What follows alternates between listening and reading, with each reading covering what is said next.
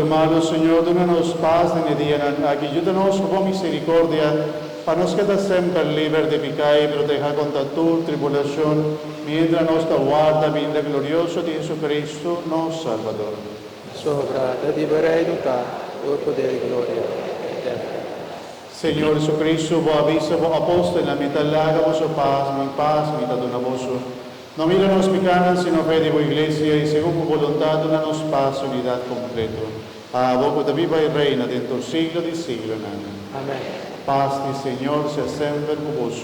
Y con vos, Espíritu, y como hermano de Cristo Jesús, la que nos desea otro paz. Amén.